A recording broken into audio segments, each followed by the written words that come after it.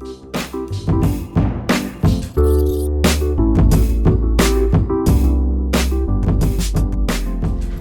what's up everybody? Scott Hawksworth at recordingexcellence.com here, and in today's video I'm going to be talking about monitoring and covering two things, both how to choose a pair of studio monitors that will work best in your home studio, and two, my approach to monitoring and how I think is the right way to really think about monitoring. So first, especially for people who are newer to mixing or just setting up their first home studio, there might be a question of, okay, well, why do I even need a pair of studio monitors? And it's a good question. Some people may think, well, I have a pair of earbuds, or I have, my crappy computer speakers. Aren't those good enough? And in fact, most people are going to be listening to my music on earbuds or crappy computer speakers or in their car. So why do I even need a pair of studio monitors? And the fact is that crappy speakers lie to you. They're not going to give you a complete picture of your sound that you really need if you want to have a quality mix. Now, that's not to say that a pair of good studio headphones is useless, because you can absolutely mix a fantastic song on a pair of good studio headphones. And in fact, even if you do have monitors, I believe you should be using studio headphones as well to check your mix and also, tighten things up a little bit. But that said, you should get a pair of studio monitors if you're going to be serious about recording and mixing music. So then the next question becomes, okay, well, how do I choose a pair of studio monitors? And there's a lot of debate around this, like there always is when it comes to recording gear. And the fact is, first, you need to decide, okay, what's my budget? Second, I think you should consider the size of your room. Obviously, if you're in a smaller room, I think a pair of 5-inch monitors can be great. If you're in a slightly larger room, a pair of 8-inch monitors, and so on. But, and then this is the big thing, I do not believe, and I think it's incorrect to think about monitors and think, well, I need to spend a certain amount of money to get a quality studio monitor. I need to spend $1,000 or else, my mixes aren't going to be good. And I just think that's a faulty line of thinking. I personally, these are the monitors I use. Here's only one. KRK Rokit 5s, $300 for the pair. I know a lot of people are going to be like, well, those are a crappy pair of monitors and you're an idiot, but you know what? They work for me.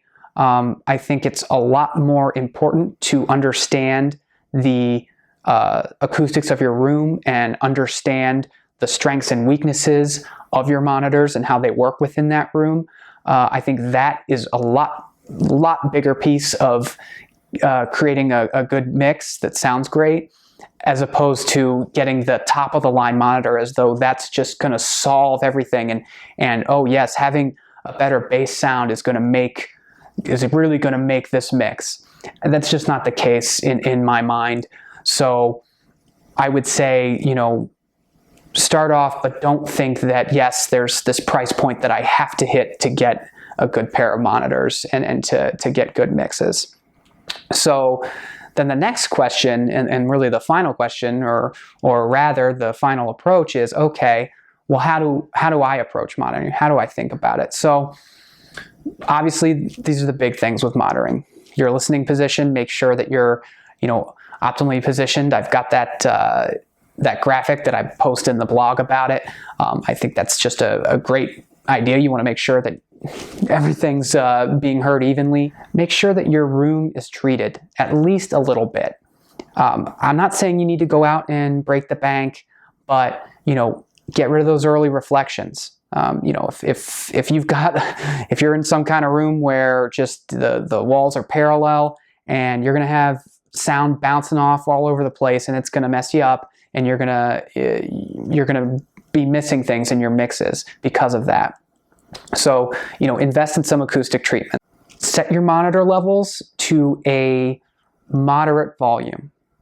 and you'll find what works best for you. But, one of the suggestions I think is really great is, you should be able to have, while you were playing your music on your monitors, you should be able to have a conversation, talking normally, and be able to carry out that conversation. There's a time and a place for checking different volume levels and cranking it up and all these kinds of things. But for me, just mixing at a moderate volume level, and monitoring at a moderate volume level, that works best.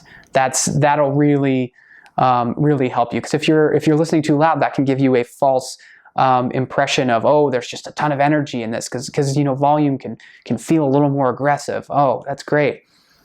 Don't do that. The last thing is referencing.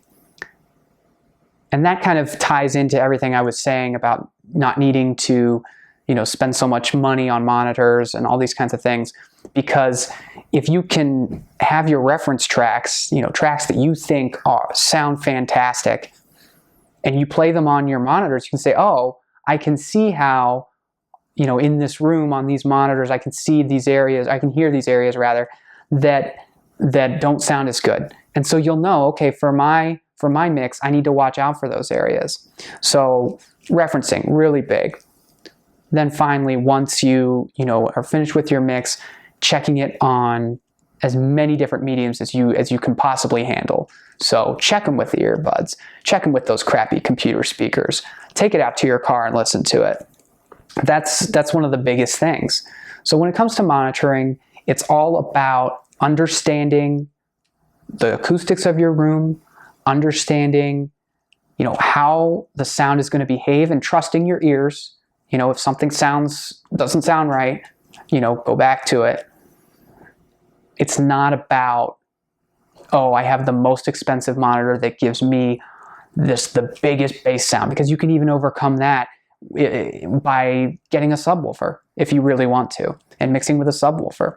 Bottom line, go out there, make some great music, and thanks for subscribing.